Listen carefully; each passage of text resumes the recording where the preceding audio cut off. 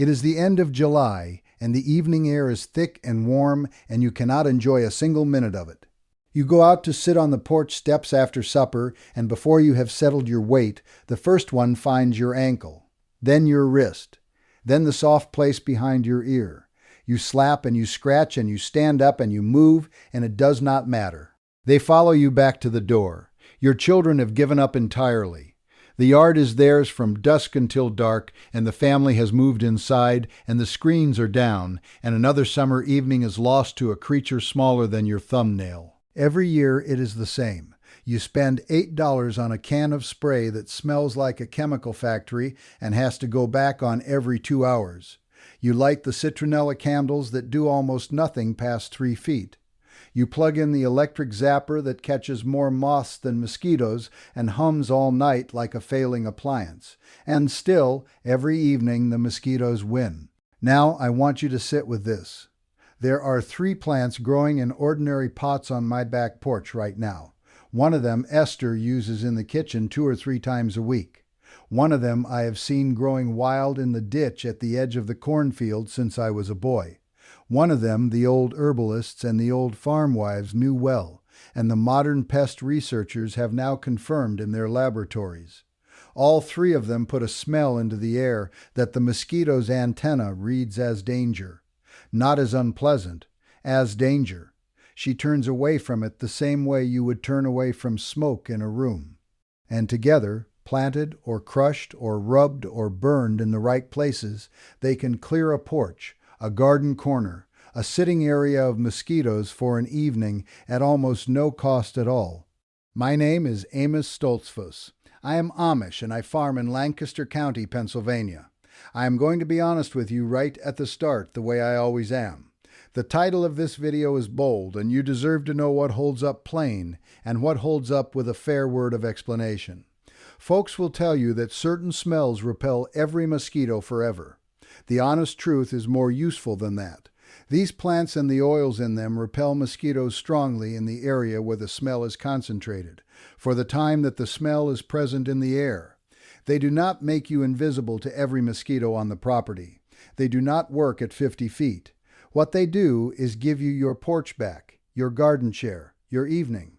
That is what the research actually shows, and that is enough, and that is what I am going to teach you today. Before I go further, for the folks who want all of this, every method I have shown on this channel, and the ones I have not gotten to yet, all in one place, I have put it together in a book at my website, emmastoltzfus.com. I will not push it again in the video. If you want it, it is there. Now let me show you the plants. Stay with me. Let me first tell you what is actually happening in the mosquito's nose, because once you understand it, every plant I am about to name makes plain sense, and you will never forget why they work. A mosquito finds you the same way every time. She follows carbon dioxide, the gas you breathe out, from a long distance. Once she is close, her antenna switches to a second signal, skin smell, the warmth of your body, the lactic acid, the small trace chemicals your sweat puts into the air. That second signal is what locks her in for the landing. Now, here is the thing. That same antenna that reads skin smell is also reading everything else in the air around you, and certain plant compounds, the ones the old herbalists called aromatic oils and the modern chemists call volatile organic compounds, land on that antenna as a kind of loud noise, not a pleasant noise, a warning noise. The signal her antenna is trying to read, your skin, gets drowned out by the plant smell. She cannot find you through it. She moves on. This is not folklore. The researchers at the London School of Hygiene and Tropical Medicine published work on exactly this mechanism. The mosquito is not merely put off by the smell the way a person might dislike the smell of turpentine. Her navigation system is being jammed. The plant compounds flood the antenna receptors, and the signal she needs to find a host disappears in the noise.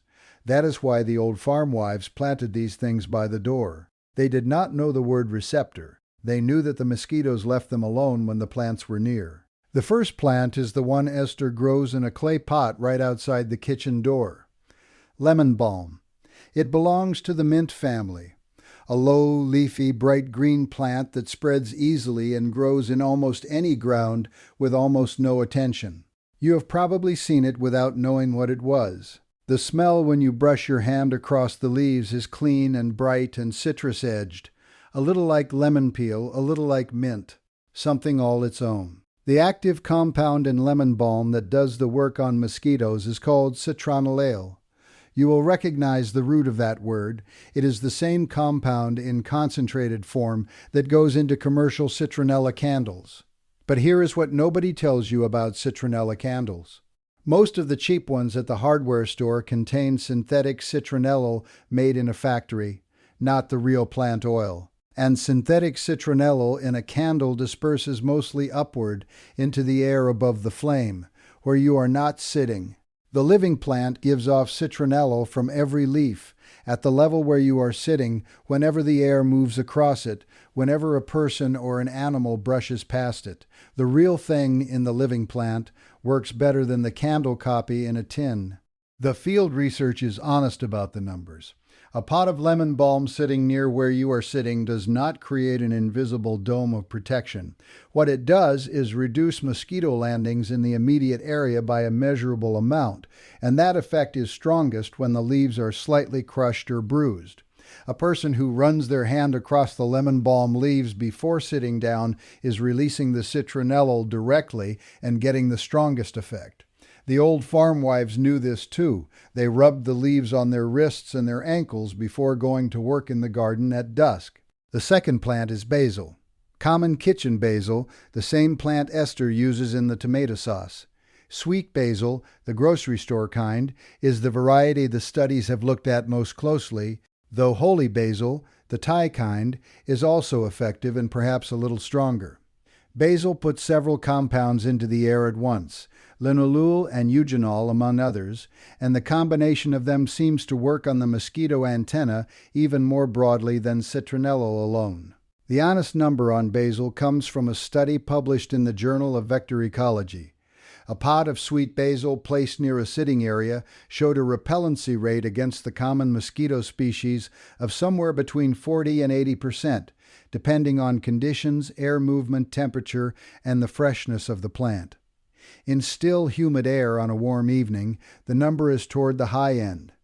In a breeze where the smell disperses fast, lower. The practical truth from that range is that on a still summer evening on a porch, a pot of fresh basil sitting near where you are can cut your mosquito bites roughly in half. That is worth a $3 plant from any garden center.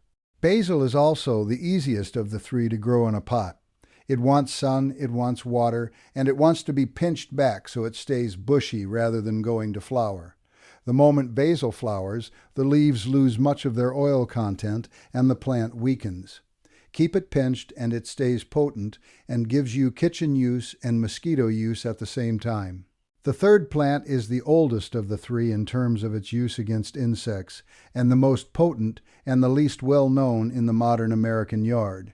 It is catnip, Nepeta cateria, the same plant that sends a cat into its small madness.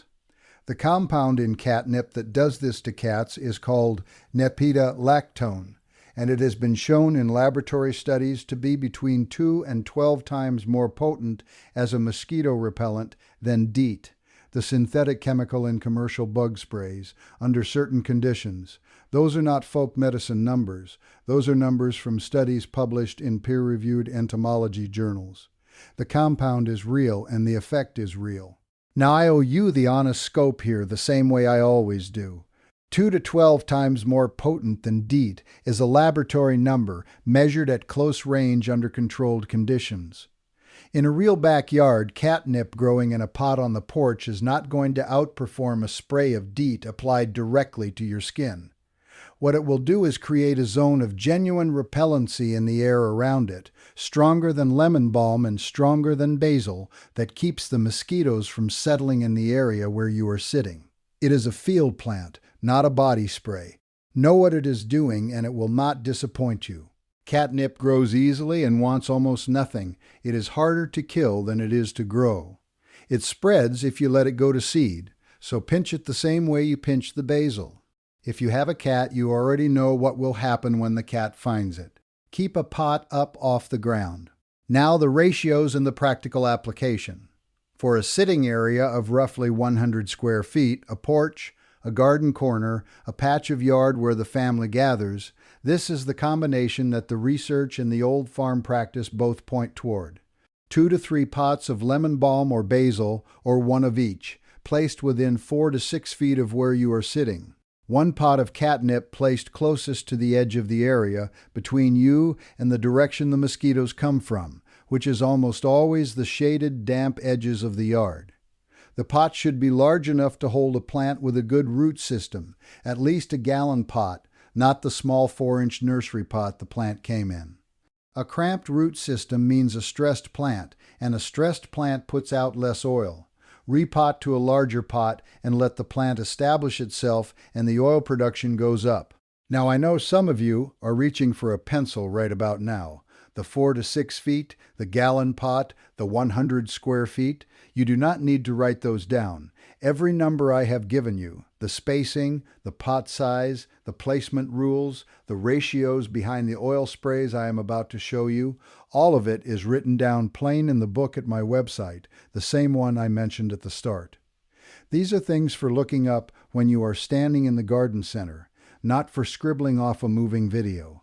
So put the pencil down and stay with me, because the next part is the one that turns these plants into something you can put directly on your skin, and that is where the real power of them lies. The crush and rub method is what the old farm wives knew, and it is what the research confirms is the single most effective way to use these plants as a personal repellent short of a laboratory extracted oil. It costs nothing because it uses the plants you already have. Take 4 or 5 fresh lemon balm leaves or a small handful of fresh basil leaves, roll them together in your hands until they are lightly bruised and the smell is strong. Rub them on the exposed skin of your wrists, your ankles, the back of your neck, the soft skin behind your ears. The oils transfer directly onto the skin and the effect is immediate and local. Mosquitoes will avoid that skin the same way they avoid DEET-treated skin. Not as long, not as completely, but for an hour or two on a normal summer evening, meaningfully. For catnip, the same crush and rub works, but because nepetalactone is stronger, less is needed. 3 or 4 leaves is plenty. Rub the bruised leaves on the ankle and wrist, and the smell, which to a human nose is mild and green and not unpleasant, is to a mosquito's antenna the equivalent of a loud alarm. The honest duration of the crush and rub method is 1 to 2 hours before you need to repeat it. The oils evaporate in the air and wear off the skin. In humid, still weather, they last longer. In dry weather, with any wind, they wear off faster. Repeat it as needed. The plants are right there. The second application method, and the one that works for a full evening without repeated attention, is a simple plant oil spray you can mix in 5 minutes. The recipe I'm about to give you is built on the same chemistry as the crush and rub, but concentrated and in a form you can mist over your clothing and the furniture and the edge of the sitting area for longer lasting effect. Take a small spray bottle, any size, fill it 2/3 with distilled water. Not tap water. Distilled because the minerals in tap water break down the oils and the spray separates. Add 1 tablespoon of witch hazel or plain vodka. This is the emulsifier that keeps the oil and the water from separating in the bottle. Add 10 drops of lemon balm essential oil or 10 drops of basil essential oil or 5 drops of catnip essential oil or a combination of all 3. Shake well before every use. Mist the cuffs of your pants, the collar of your shirt, the cushions of the porch chairs, the edge of the sitting area toward the yard. Reapply every hour and a half to 2 hours. This spray costs about $1 per bottle to make, and the essential oils, a small bottle of each, run $3 to $8 at any health food store or online, and will make many dozens of batches. Now a safety word here, and a short one because these are gentle materials, but gentle does not mean careless. Essential oils are concentrated plant chemistry. Never apply them undiluted directly to skin, particularly the catnip oil, which is the most potent of the 3. Always dilute in the carrier and the water first. Do not spray near the eyes. Do not use on very young children without checking with a doctor first, because small bodies process plant compounds differently than adult bodies. Keep the spray bottle out of reach of children the same way you would keep any cleaning product. Used with that ordinary sense, these oils are far gentler on skin and on the bees and butterflies in your garden than any synthetic chemical spray. And here is the honest comparison that I think you should know. The DEET sprays work. I am not going to tell you they do not. For a person going into a tick-heavy wood or a malaria region, DEET is the serious tool, and it is the right one. But DEET is absorbed through the skin and into the bloodstream, and the National Pesticide Information Center notes that repeated heavy exposure warrants reasonable caution, particularly for children. For sitting on your own porch on a summer evening, the plant-based spray I have just described is a reasonable and effective alternative. Know what each tool is for and choose accordingly. That is honest. Now, there is one more method, and it is the cleverest, and it costs almost nothing, and it works while you sleep and while you are away from the yard entirely. It is the companion planting method, the old kitchen garden practice of putting these plants at the doorways and the sitting edges of the property as a standing, living, permanent barrier. Esther has lemon balm growing in a long planter along the bottom step of the back porch. She has basil in pots along the windowsill of the kitchen. I have a row of catnip growing at the edge of the vegetable garden, between the garden and the wet ditch where the mosquitoes breed. None of these are there by accident. They were put in those spots the same way the old farmhouses were built, with the right things in the right places, because someone understood how the creature thought. Every morning when the sun warms those plants, every evening when the air cools and moves, they put their oils into the air around them. Slowly, continuously, without any attention from us, the mosquitoes that come up from the ditch run into the catnip smell before they reach the vegetable garden. The ones that come to the back step run into the lemon balm. It is not a perfect wall. It is a discouragement, 100 small decisions a mosquito makes to go somewhere else. And those 100 decisions, made every evening across the whole summer, mean the porch is a place the family can sit. This is the old knowledge, not the laboratory study, though the laboratory has confirmed it. The knowledge that a certain smell in a certain place makes a certain creature go away, learned by the people who lived close enough to the land to notice. Written down in the old herbal books, kept alive in the kitchen gardens of careful farmhouses, and now sitting on the shelf of any garden center waiting for you to buy 3 plants and put them by your door. Now, I want to take a moment, because this is the part that matters. Look at what we have just walked through. 3 plants that cost $3 each at any garden center, a spray bottle of water and witch hazel, and a few drops of oil that cost $1 to make, and the old practice of putting the right plant in the right place by the door. Together, they give you your porch back for less than the cost of 1 can of synthetic bug spray that you would have thrown away in a month anyway. The company that makes the DEET spray does not have a reason to tell you that catnip oil outperforms their product in a laboratory study. The Citronella Candle Company does not run a commercial explaining that the living plant works better than the synthetic version in a tin. The pest control truck does not knock on your door to tell you that 3 pots of basil and lemon balm will do for an outdoor sitting area what a monthly chemical treatment does, without poisoning the bees that pollinate your garden.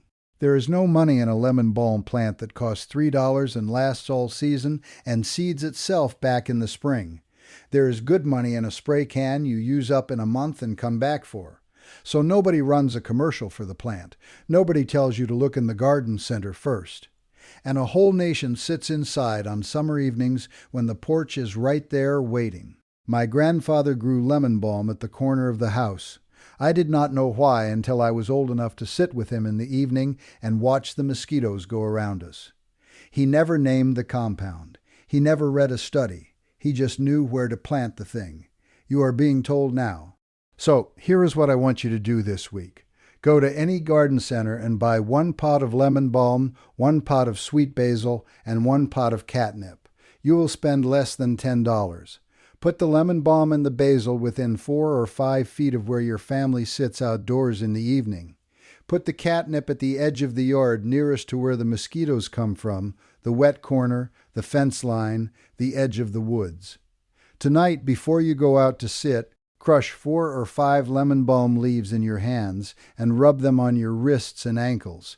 Sit outside and see what changes. Mix 1 bottle of the oil spray this week and mist the porch chairs and the edge of the sitting area before supper. Then do the same thing every evening for 2 weeks and write down what you see. The families who do this consistently, the plants in the right places, and the crush and rub before sitting, report sitting outside comfortably through evenings that used to drive them indoors. Tell me in the comments below, which of these plants do you already have near your house? Lemon balm, basil, catnip, something else your grandmother or your mother planted that kept the mosquitoes off. The old kitchen garden knowledge is one of the things that gets lost fastest when nobody writes it down, and the comments section of this video are where we save it. I read every single one, and if you would rather have all of this written down to keep than carried in your memory, the book is right below in the comments section. Next time, since we have been speaking of keeping the biting creatures off the skin by what is already growing in the garden, I am going to show you the old way my people make a simple all-purpose insect repellent from plants in the hedgerow that the old country folks used before there was a spray can, a lotion that costs almost nothing and keeps the ticks and the mosquitoes and the biting flies off at once. It is the natural next step after today. Until then, put the plants by the door. Rub the leaves on your wrist. And remember that the mosquito has been making the same decision, go toward the warm body or turn away from the smell, for 1,000 years. You are just now learning